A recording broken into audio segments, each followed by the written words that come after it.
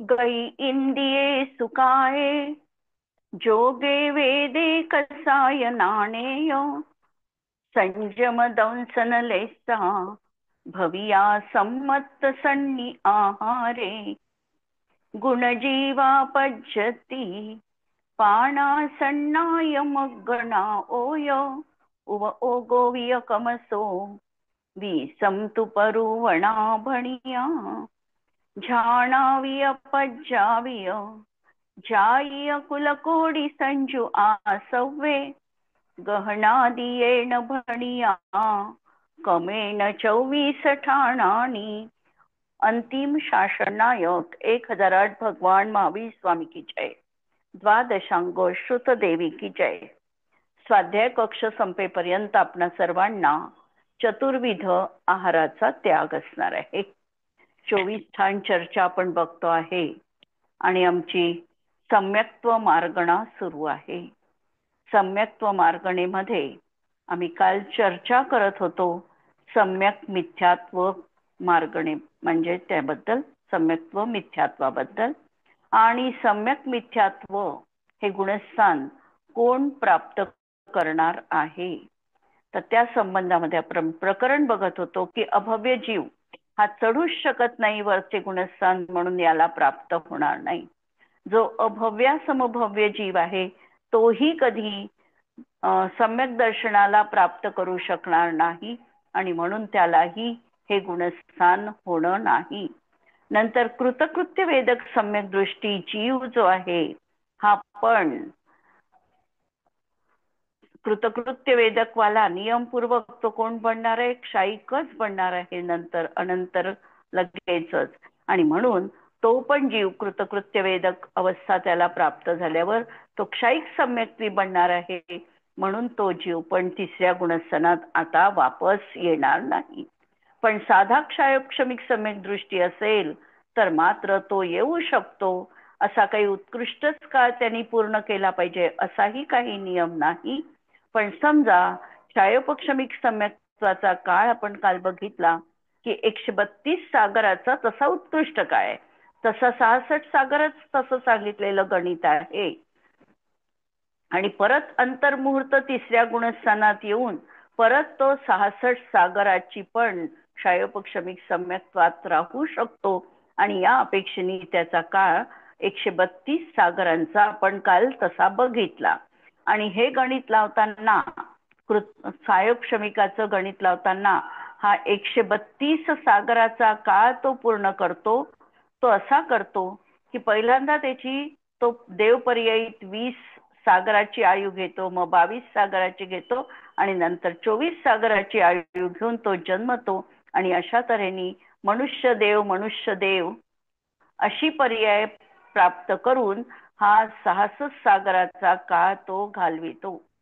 नंतर अंतर्मुहूर्तापर्यंत तिसऱ्या गुणस्थानात येऊ शकतो आणि आल्यानंतर परत तो क्षायोपक्षमिक सम्यक्त्व 66 सागर पर्यंत तो परत त्या सम्यक्त्वात राहू शकतो आणि मग तो कुठे क्षायिक सम्यक दृष्टी त्या ठिकाणी प्राप्त होतो. असा हा त्याचा काळ एवढा उत्कृष्ट सांगितलेला आहे. पण हा काळ क्षायोपक्षमिक सम्यक दृष्टी साधा म्हणजे जो कृतकृत्य वेदक नाही त्याच्याबद्दल लावायचा. आणि कृतकृत्य वेदक त्याला म्हणायचं की ज्याच्या सत्तेतून आता मिथ्यात्व आणि सम्यक मिथ्यात्व या दोनही प्रकृतींची सत्ता संपलेली आहे आणि फक्त सम्यक प्रकृतीची सत्ता आहे आणि तीही अंतर्मुहूर्तात संपणार आहे. त्या जीवाला कृतकृत्य वेदक म्हणायचं. हा कृतकृत्य वेदक जीव नियम आणि अंतर्मुहूर्तात क्षायिक सम्यक्त्वीच बनणार आहे. असं हे तिसरं आपण बघितलं. आणि चौथा प्रकार क्षायिक सम्यक दृष्टी, की जो क्षायिक झालेला आहे त्याला तर आता या गुणस्थानात येण्याची किंवा तिसऱ्या गुणस्थानात येण्याची काही गरजच नाहीये. त्याच्यासाठी पहिली 3 गुणस्थानं तर बादच झाली. तो मिथ्यात्वातही येणार नाही, सासाजनमध्ये पण येणार नाही आणि तो सम्यक मिथ्या दृष्टी पण होणार नाही. तो राहील तर चौथ्या गुणस्थानापासूनच पुढे राहील. म्हणजे क्षायिक सम्यक्ती चौथ्या गुणस्थानापासूनच आता पुढे राहील. कोणत्या गुणस्थानात तो क्षायिक सम्यक्त्व करतो हेही त्यावर अवलंबून आहे. चौथ्यातही करू शकतो, पाचव्यातही करू शकतो आणि सातव्यातही तो जीव क्षायिक सम्यक्त्व प्राप्त करून घेऊ शकतो. नोट दिलेली आहे की एकेंद्रियादी भव्य जीव भवांतरमे. आता याच्यामध्ये तर एकेंद्रिय पण आपण सांगू शकत होतो असं प्रश्नकर्त्याचं म्हणणं आहे की द्विनिंद्रिय पण आम्ही सांगू शकतो. विकलत्रयांना पण हे सम्यक्त्व असं अपर्याप्तक अवस्थेत नसतंच, म्हणून आम्हाला हे पण जीव याच्यात गर्भित करायचे का? तर त्यांना सांगितलं की भवांतर में त्यांना सम्यक मिथ्यात्व को प्राप्त कर सकता है. त्या जीवानी जर सम्यक दर्शनाची प्राप्ती केली तर हे संभवू शकतं. तो संज्ञी पंचेंद्रिय बनला तर त्या जीवाला त्या ठिकाणी सम्यक दर्शनाची प्राप्ती होऊन तो तिसऱ्या गुणस्थानात येऊ शकतो आणि म्हणून त्याचं ग्रहण या तिथे केलेलं नाही. प्रश्न नंतरचा, क्या ऐसे कोई जीव है जिनके सम्यक मिथ्यात्व हो लेकिन नपुंसक वेद न हो? आहे का असे जीव? असे जीव पण असू शकणार आहे, कारण जे देव पर्यायीमध्ये तिसऱ्या गुणस्थानात येतील त्यांना त्या ठिकाणी स्त्री आणि पुरुष असे दोनच वेद राहतील. नंतर भोगभूमीमध्ये जे जीव जाणारे आहे, खूप उत्तम भोगभूमीत किंवा कुभोगभूमीमध्ये, या ठिकाणी देखील कोणती पर्याय राहणार आहे? स्त्री पर्याय आणि पुरुष पर्याय म्हणजे वेद. त्यांना देखील तिथे नपुंसक वेद नसतो आणि स्त्रीवेदी जे आहे आणि पुरुषवेदी जे जीव असणार आहे त्यांना पण नपुंसक वेद राहणार नाही. आता पुढचा प्रश्न आहे, सम्यक दृष्टी देवों के कितनी लेशा होती है? सम्यक मिथ्या दृष्टी हा तिसऱ्या गुणस्थानवरती जर देव आहे तर त्यांना लेशा किती असू शकतील? नरकाच्या अपेक्षेने 3 अशुभ राहतील हे तर माहिती आहे, पण आता देवांना शुभलेशा असते, पण त्यांना निवृत्त अपर्याप्तक अवस्थेमध्ये अशुभलेशा पण असू शकतात आणि म्हणून सम्यक मिथ्यात्व अवस्था पर्याप्तक अवस्थेत होते आणि अपर्याप्तक अवस्थेत असू शकत नाही. म्हणून त्या ठिकाणी देवांना सम्यक मिथ्यात्वासोबत शुभलेशाच राहतील, अशुभलेशा राहणार नाही. प्रश्न आलाय लक्षात? थोडा प्रश्न फिरून विचारलेला आहे, कारण लेशा आपण साही लावलेले आहे आणि जर आम्ही अपर्याप्तक अवस्था पाहिली असती तर आम्हाला 3 अशुभलेशा लावाव्या लागल्या असत्या, पण तिसऱ्या गुणस्थानामध्ये मरण नाही, त्यामुळे अपर्याप्तक अवस्था होत नाही, म्हणून पर्याप्तक अवस्थेत 3 शुभलेशाच असतात. म्हणून तिसरं गुणस्थान देवांना होईल तर त्यांच्या लेशा शुभच राहील, अशुभ होणार नाही.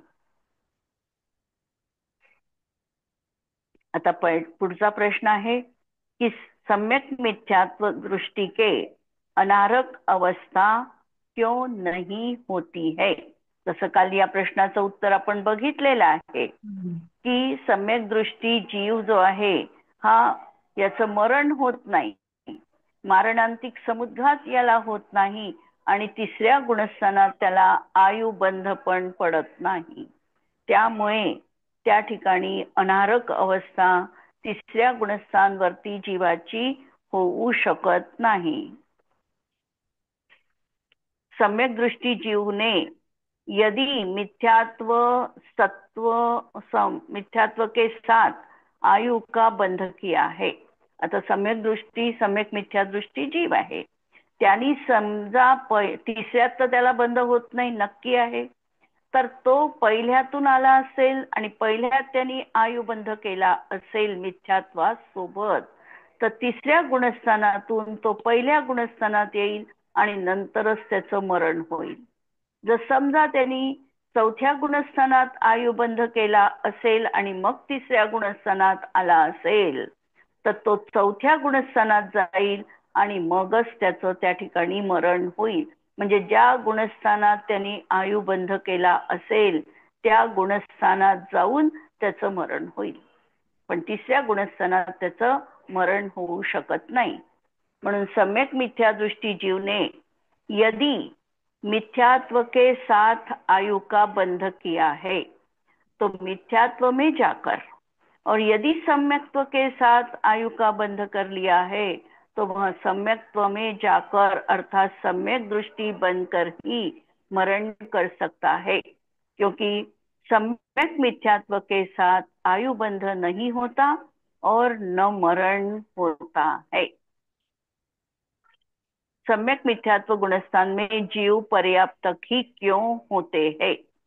आता म्हणजे प्रश्नाचं उत्तर तसंच आहे की पर्याप्तकच का आहे बा तिसऱ्या गुणस्थानात जीव, कारण तिसऱ्या गुणस्थानात मरण होत नाही आणि अपर्याप्तक काल में सम्यक मिथ्यात्व गुणस्थान की उत्पत्ति भी नहीं होती है.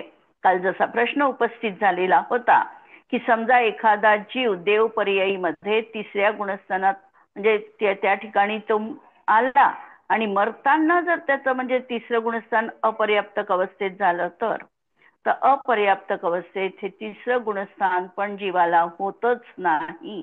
त्यामुळे तिसऱ्या गुणस्थानात कोणताही तिसऱ्या गुणस्थानात असताना जीव जन्म घेईल असं कुठेही संभवू शकत नाही आणि त्यामुळे हे गुणस्थान पर्याप्तक अवस्थेतच असणार आहे. आता माझा प्रश्न असा राहणार आहे की सम्यक मिथ्यात्व या प्रकृतीची बंध विच्छुत्ती कुठे होते.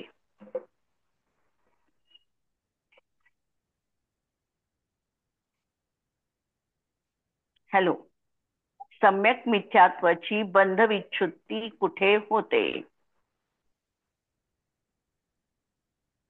उत्तर अपेक्षित आहे.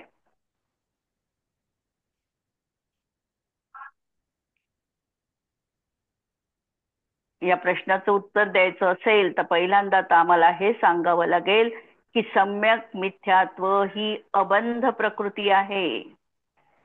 त्यामुळे सम्यक मिथ्यात्वाची बंध विच्छुत्ती व्हायचा प्रश्न नाही. अबंध प्रकृती आहे याचा बंधच होत नाही मुळातच, है ना.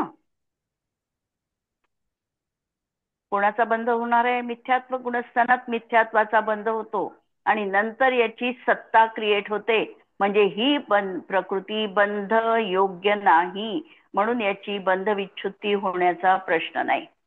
याची उदय विच्छुत्ती कुठे होते. सम्यक मिथ्यात्वाची उदय विच्छुत्ती. बंध नाहीये तर मग उदय पण नसेलच ना. बंध नाही तर पण उदय आला ना. तिसऱ्यात उदय आहे ना सम्यक मिथ्यात्वाचा. सम्यक हे पहा, बंध म्हणजे होत नाही पण याची सत्ता निर्माण होऊ शकते. मिथ्यात्वाचे 3 खंड पडल्यावर याची सत्ता निर्माण होते ना. मग जर सत्ता निर्माण झाली तर त्याचा उदय येणार आहे. बंध नाही होत त्याचा, हे बरोबर आहे. ती बंधाला अयोग्य आहे पण उदयाला अयोग्य नाही आहे. उदय तिसऱ्या गुणस्थानात कोणत्या प्रकृतीचा उदय आहे. सम्यक मिथ्यात्वाचा उदय आहे. मग आता या प्रकृतीची उदय विच्छुत्ती कुठे असते.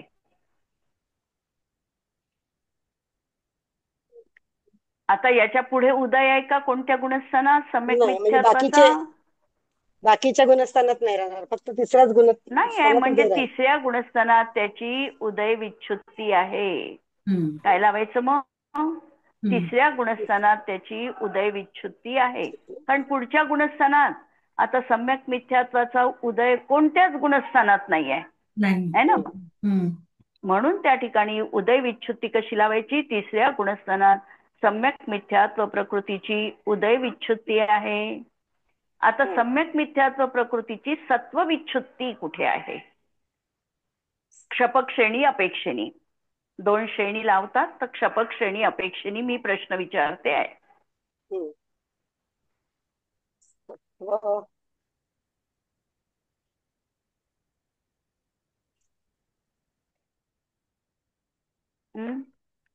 क्षपक श्रेणी अपेक्षेनी त्याची उदय सत्व विच्छुत्ती 7व्यामध्ये होणार आहे. तो क्षपक श्रेणी आरोहण करणार आहे. क्षपक श्रेणी आरोहण करणार आहे म्हणजे त्याला कोणतं सम्यक्त्व प्राप्त करावं लागणार आहे. क्षायिक सम्यक्त्व प्राप्त करावं लागणार आहे. आणि जो क्षायिक सम्यक्त्व प्राप्त करेल त्याच्या सत्वात सम्यक मिथ्यात्व राहील का? नाही. नाही राहणार. म्हणून त्याची सत्व विच्छुत्ती 7व्यापर्यंत राहू शकते. सत्व 7व्यात त्यांनी क्षायिक सम्यक्त्व केलं म्हणजे क्षायिक सम्यक्त्वाच्या श्रेणी अपेक्षेने 7व्यापर्यंत त्याचं सत्व असू शकतं. कदाचित 4थ्यात तो क्षायिक सम्यक दृष्टी झाला तर त्या जीवाची सत्व विच्छुत्ती 4थ्यात पण असू शकते. पण मॅक्झिमम राहिलं, मॅक्झिममच्या अपेक्षेने 7 पर्यंत त्याचं सत्व असू शकतं. क्लिअर? सत्व असू शकतं म्हणून तो 3ऱ्या गुणस्थानात येऊ शकतो. पण उदय विच्छुत्ती 3ऱ्यातच लावायची. थोडं क्लिअर झालं का प्रकरण? 3 शब्द परत पाहायचे. बंध त्याचा होत नाही म्हणून बंध विच्छुत्तीचा प्रश्न नाही. उदय त्याचा 3ऱ्याच गुणस्थानात असतो, त्याच्या पुढे त्याचा उदय राहत नाही म्हणून उदय विच्छुत्ती 3ऱ्यात लावायची. आणि सत्व त्याचं 7व्यापर्यंत काही जीवांच्या अपेक्षेने असू शकतं कारण तो 7व्यामध्ये 3 प्रकृतींचा क्षय करून क्षायिक बनू शकतो त्या दृष्टीने. आणि जर एखादा जीव 4थ्यामध्ये जसा श्रेणिक राजा 4थ्या गुणस्थानात क्षायिक सम्यक्त्वी बनले तर त्यांना सम्यक मिथ्यात्वाचं सत्व कुठपर्यंत राहिलं? 4थ्या गुणस्थानात है ना. तिथेच त्याचं सत्व संपून गेलं. तर अशा तऱ्हेने हे प्रकरण लावलं. आता 24 स्थानामध्ये किती उत्तर भेदामध्ये सम्यक व मिथ्यात्व नाही होता है? किती स्थानात होत नाही? पहिल्यांदा गतीमध्ये, 4ही गतीमध्ये होऊ शकतं. आहे ना. हा आहे. 4ही गतीत आहे. मग इंद्रियांच्या म्हणून बाबतीत तिथे लावलं नाही. इंद्रियाच्या बाबतीत आता इंद्रिय, द्विंद्रिय, त्रिंद्रिय आणि चतुर्ंद्रियांमध्ये. संज्ञी पाहिजे ना. पंचेंद्रिया जीवांना होणार आहे म्हणून इंद्रिय काढले. कायेच्या बाबतीत सगळे काही जल, काही अग्नी, काही वायू, काही वनस्पती, काही सगळे एकेंद्रिय आले. म्हणजे स्थावर काही ठेवले. त्रस्काला आहे. भेद किती आहे? कायेचे भेद षटकाय आहे ना. 5 सावरकायिक आणि 1 त्रसकायिक. तर त्रसकायिक जीवांना होऊ शकते हे गुणस्थान म्हणून काय काढलं. योग सगळे मिश्रण आहे ना.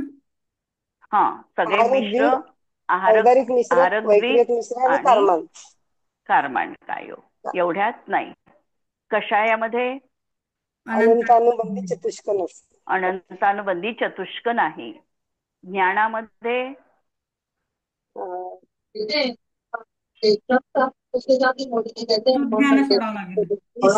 ज्ञानामध्ये 5ही ज्ञान तसे काढले त्यांनी आणि 5ही ज्ञान काढून टाकले. सुज्ञान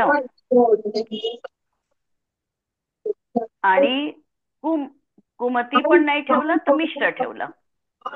म्हणून मती, श्रुत, अवधी, मनपर्यय आणि केवल 5ही ज्ञान काढले तसे पाहिलं तर आणि 3 मिश्र ज्ञान घेतले.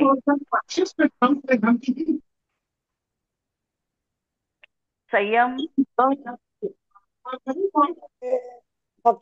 संयमामध्ये 3रं गुणस्थान आहे म्हणजे असंयमित आहे म्हणून काही संयम निघाले. दर्शनामध्ये केवळ दर्शन नसेल, फक्त केवळ दर्शन नाही. कारण अवधी दर्शन 3ऱ्यात आहे म्हणून अवधी ठेवलं. भव्यमध्ये अभव्यत्व निघालं. सम्यक्त्वामध्ये क्षायक्षमी, उपक्षमी, औक्षमी म्हणजे एक सम्यक मिथ्यात्व ठेवलं आणि बाकीचे 5 निघाले. संज्ञीमध्ये असंज्ञी गेला. आहारक मध्ये अनाहारक नाही. गुणस्थानामध्ये फक्त 3रं, बाकी सगळे कोणत्याच याच्यात नाही. जीव समासामध्ये संज्ञी पंचेंद्रिय सोडले तर बाकीच्या बाकीच्या याच्यात 18 जीव समासांमध्ये नाही. उपयोगामध्ये आता 5 ज्ञानोपयोग नाही, 1 दर्शनोपयोग नाही. म्हणून तितके काढायचे. किंवा ध्यानामध्ये 3 धर्मध्यान पहिलंच एक आणि 4 धर्मध्यान. शुक्लध्यान. आणि म्हणजे 4 3 शुक्लध्यान. धर्मध्यान आणि 4 शुक्लध्यान, 7 नाही राहणार. हा 7 यात नाही राहणार. आश्रमामध्ये मिथ्यात्वाचे 5, योग योगाचे 5 5 आणि आणि पारुबंदीची कशा आणि कषाय 4. 14 कमी. हा जातीमध्ये 26 लाख सोडून जातीमध्ये द्यायच्या. फक्त संज्ञी पंचेंद्रियाच्या जाती राहतील, बाकीच्या कमी होतील. बाकीच्या निघतील सगळ्या. आणि कुलमध्ये तसंच त्याच्यामध्ये फक्त तसंच राहील. 108 राहतील आणि बाकीचे सगळे निघतील. निघून जातील. यावर कुणाला काही प्रश्न सम्यक मिथ्यात्व या सम्यक्त्वाबद्दल? पुढे घेऊ मग आता मिथ्यात्व पाहायचंय आपल्याला. मिथ्यात्व कसं आहे? हे अनादी कालापासून जीवांना पहिल्यांदा तर मिथ्यात्व असणारच आहे. म्हणजे प्रत्येक जीवाची भूतकालाची पर्याय ही कशी असणार आहे? मिथ्यात्व रूपच असणार आहे. मिथ्यात्व रूप पर्याय असताना त्या ठिकाणी जीवाचा विपरीत भाव राहणार आहे. श्रद्धा त्याची विपरीत असणार आहे. श्रद्धा विपरीत असली की त्याचं ज्ञानही विपरीत राहील आणि चारित्र्य देखील विपरीत राहील. अनेक विपरीत मान्यता हा जीव स्वतः अंतरंगात बाळगतो. परकर्तृत्व, परभोक्तृत्व, अहंकार, ममकार, नंतर सुख दुःखाच्या सामग्रींमध्ये इष्ट अनिष्ट बुद्धी, शरीराबद्दल आत्मत्व बुद्धी, कर्माबद्दल कर्तृत्व बुद्धी, अशा अनेक विपरीत मान्यता मिथ्यात्व जीवन असताना जीवानी पाळलेल्या आहे. अशा तऱ्हेने विपरीत मान्यता ज्यांची आहे ते मिथ्यात्व गुणस्थान असणार आहे. अंतरंग निमित्त कारण या ठिकाणी त्यासाठी मिथ्यात्व कर्माचा उदय हे अंतरंग निमित्त कारण असणार आहे. बाह्य निमित्त कारणामध्ये काय येईल? कुदेव, कुगुरु, कुशास्त्र यांची सेवा करणे, यांची आराधना करणे, त्यांच्याबद्दल इष्ट कल्पना करणे, हे सगळं काही जे आहे हे सगळं बाह्य कारणामध्ये येणार आहे. आणि तसही मिथ्यात्व असंज्ञी जीवांपर्यंत प्रत्येक जीवामध्ये कोणता आहे? मिथ्यात्व गुणस्थानच आहे. असंज्ञी जीवांपर्यंत मिथ्यात्व एकच गुणस्थान त्यांचं असणार आहे. जर त्याला बाह्य कारण मिळाली म्हणजे संज्ञीपणा प्राप्त झाला, जागृतपणा प्राप्त झाला, भव्य झाला, किंवा आणखी अंतरंगामध्ये परिणामांची मंदता येत असेल तर त्याला सम्यक दर्शनाची प्राप्ती होण्याची संभावना आहे. होईलच असंही नाही, कारण संज्ञीपणा देखील अनेक वेळेला प्राप्त झालेला आहे, पण मिथ्यात्व जीवनामधून नष्ट झालेलं नाही.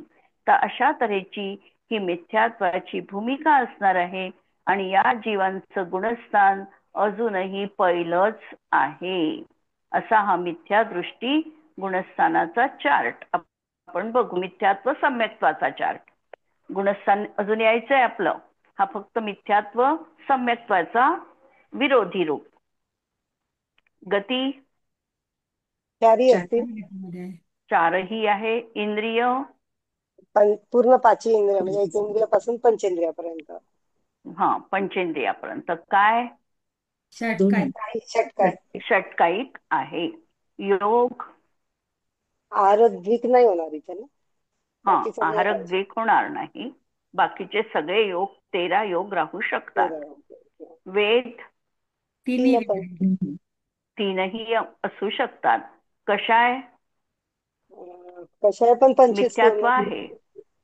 मिथ्यात्व आहे म्हणजे सगळे कषाय विद्यमान आहे, म्हणून 25ही कषाय विद्यमान आहे. ज्ञान कुज्ञान तिन्ही कुज्ञानच राहतील. कुज्ञानच राहतील. संयम असंयमीच राहील. एखादा जीव बाह्यतः व्रत पाळतो आहे किंवा महाव्रतांचंही पालन करतो आहे आणि त्याच्या जीवनामध्ये समजा मिथ्यात्व कर्म अजून विद्यमान आहे, मिथ्यात्वाचा अनुदय झाला नाही, तर त्यांचं संयम कोणतं संयम म्हटलं जाईल? निश्चयनयानी. असंयमच फक्त असंयम म्हणजे. आहे. ते असंयमीच म्हटल्या जाईल. हं. जरी ते क्रिया करत आहे, मुलींचं आचरण आहे, श्रावकांचं कदाचित व्रतपालन करत आहे, पण मिथ्यात्व कर्माचा उदय असताना ते नियमपूर्वक निश्चयनयानी असंयम भावालाच प्राप्त आहे. भलाई व्यवहाराच्या दृष्टीतून त्यांना मुनी म्हणता येईल किंवा श्रावक म्हणता येईल, पण निश्चयनय मात्र तसं म्हणू देणार नाही. नंतर दर्शन, चक्षु अचक्षु. राहते. चक्षु अचक्षु. हो. हा, हो, जर कुअवधी समजा असल्यामुळे नरकामध्ये अवधी ज्ञान आहे, मग त्या अवधी ज्ञानाच्या आधी मिथ्यात्व असताना दर्शन आहे का, अवधी दर्शन आहे का त्या नाही, जीवांना? कारण कुअवधी नाही. दर्शनाला हा अवधी दर्शन नाही, कुअवधी ज्ञानाला. हा, कुअवधी ज्ञानाला अवधी दर्शन अवधी दर्शन असत नाही. नाही. लेशा, साही पण नसते तिथे. साही आहे. भव्य, दोन्ही असतील, भव्य अभव्य. दोन्ही इथे आहे. भव्य पण आहे आणि अभव्य पण असू शकतो. सम्यक्त्व, एकच मिथ्यात्व. स्वकीय मिथ्यात्वाचा. ओके. संज्ञी, दोन्ही असतील, संज्ञ असंज्ञ. दोन्ही आहे. आहारक, दोन्ही असतील, आहारक अनाहारक. दोन्ही आहे, आहारक अनाहारक. कारण मिथ्यात्व गुणस्थानात तर जन्म मरण सुरूच आहे जीवाचं, त्याच्यामुळे तो अनाहारक पण असणार आहे. गुणस्थान एकच मिथ्यात्व. पहिलंच. जीव समास सगळे 19.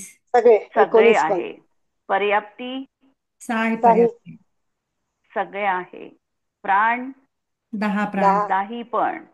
संज्ञा 4 संज्ञा. चारी चारही. पण. उपयोग 13.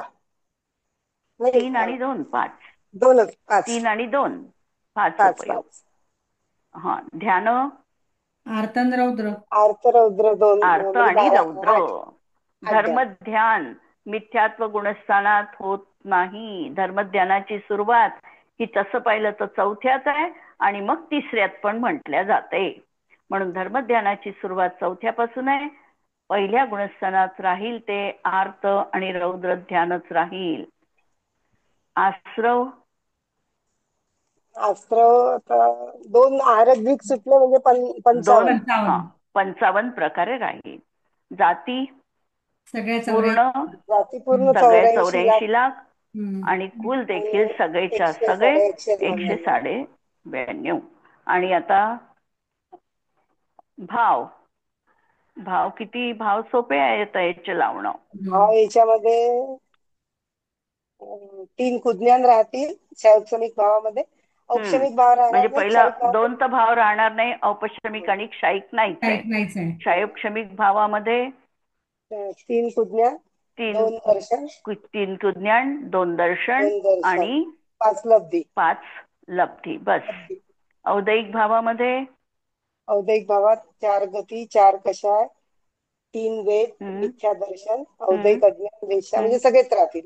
सगळे राहील असं. सगळेच आहे. 21च्या 21ही भाव जीवनामध्ये आहे. राहतील. आणि पारिणामिक मध्ये पारिणामिक पण तिन्ही पण राहतील. तिन्ही राहील. तिन्ही पण राहतील. आता मिथ्यात्व कितने प्रकार का होत आहे. मिथ्यात्वाचं स्वरूप आपण बघितलं. अंतरंग निमित्त कारण काय बघितलं मिथ्यात्वासाठी. कर्माचा उदय. मिथ्यात्व प्रकृतीचा उदय हे हा. अंतरंग निमित्त कारण बघितलेलं आहे. आणि मिथ्यात्वाचे आता प्रकार किती आहे. 2 षडाला कारांनी किती प्रकार केले. 2 षडाला कारण गृहीत मिथ्यात्व आणि अगृहीत मिथ्यात्व. गृहीत मिथ्यात्व कशाला म्हणायचं.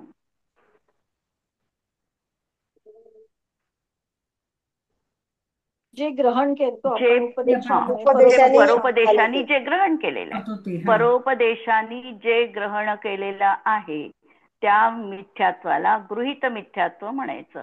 गृहीत मिथ्यात्वाचे स्वामी कोण असू शकतात. संज्ञी जीव. संज्ञी पंचेंद्रिय जीव. संज्ञी पंचेंद्रिय जीव आहे.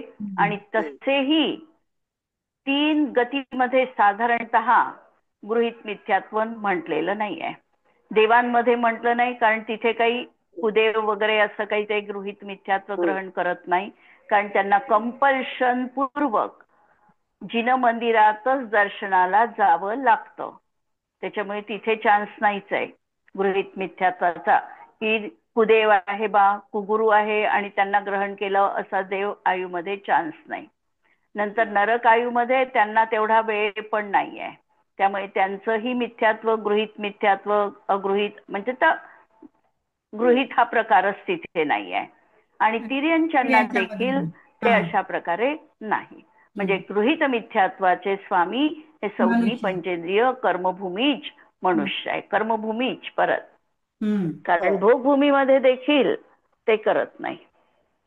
आणि अगृहीत मिथ्यात्व कशाला म्हणायचं? जे अनादिकालापासून आहे, अनादिकालापासून चालत आलेलं आहे. आणि मुख्य कारण मिथ्यात्व कर्माच्या उदयात जे मिथ्यात्व होत आहे त्याला अगृहीत मिथ्यात्व म्हणायचं. मिथ्यात्व कर्माच्या उदयात जे आहे त्याला अगृहीत मिथ्यात्व म्हणायचं. आता दुसरे प्रकार मिथ्यात्वाचे, सम्यक्त्वाचे 2 प्रकार केलेले होते तत्वार्थ सूत्रामध्ये, निसर्गज आणि अधिगमज है ना. तसे आता मिथ्यात्वाचे 2 प्रकार सांगितले, निसर्गज मिथ्यात्व आणि अधिगमज किंवा परोपदेशी मिथ्यात्व. अधिगम याचा अर्थ उपदेशाने झालेला, म्हणजेच काय, निसर्गज म्हणजे गृहीत झालं ना, मग अगृहीत, अगृहीत आणि परोपदेशाने झालेलं ते गृहीत. निसर्गज म्हणजे अगृहीत, बरोबर. हा, निसर्गज म्हणजे अगृहीत आणि परोपदेशाने झालेलं गृहीत.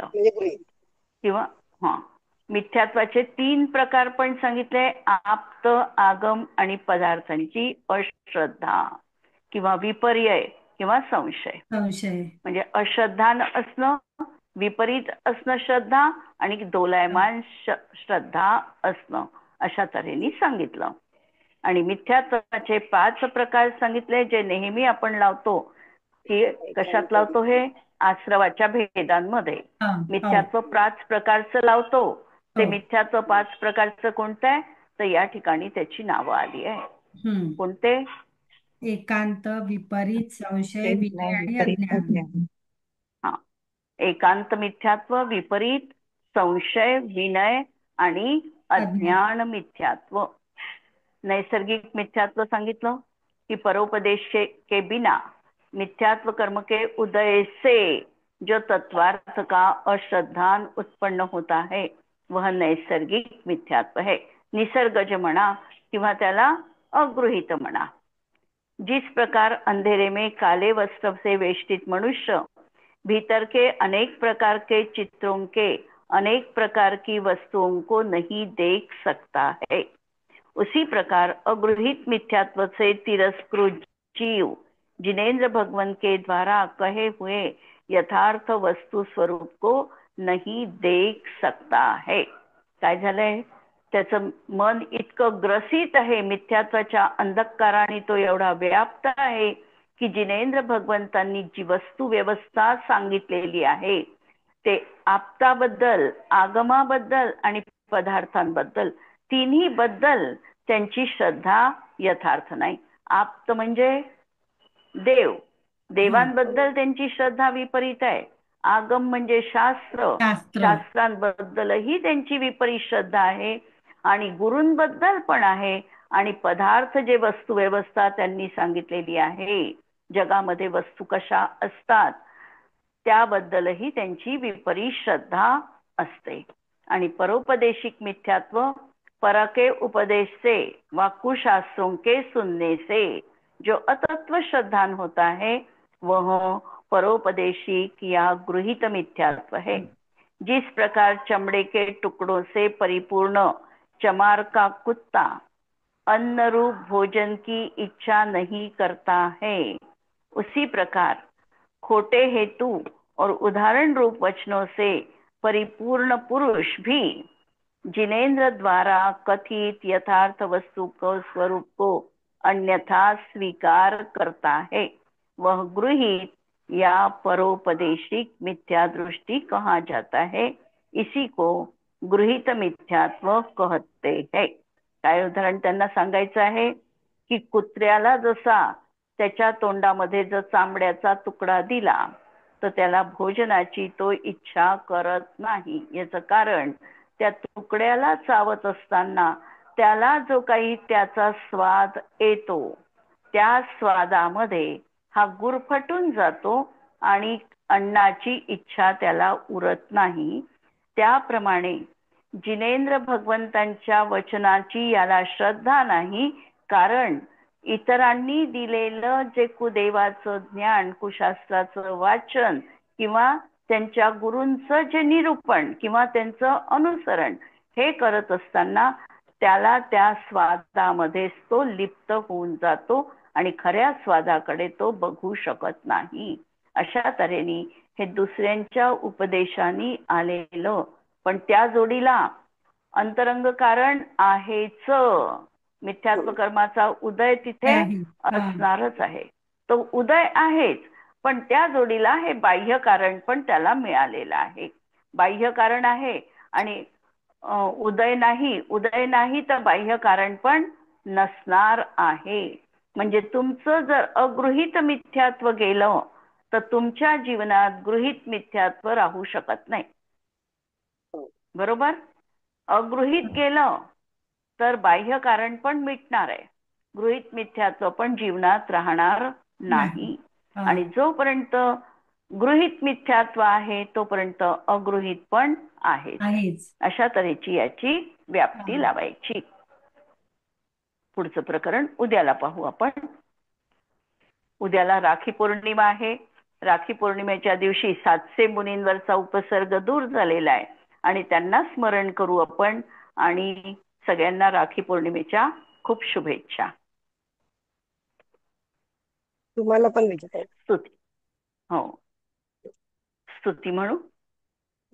स्याद्वादनय षट्द्रव्य गुण पर्याय और प्रमाण का, जड़ कर्म चेतन बंध का अरु कर्म के अवसान का, कह कर स्वरूप यथार्थ जग का, जो किया उपकार है उसके लिए जिनवाणी माँ को वंदना शत बार है, वंदना शत बार है.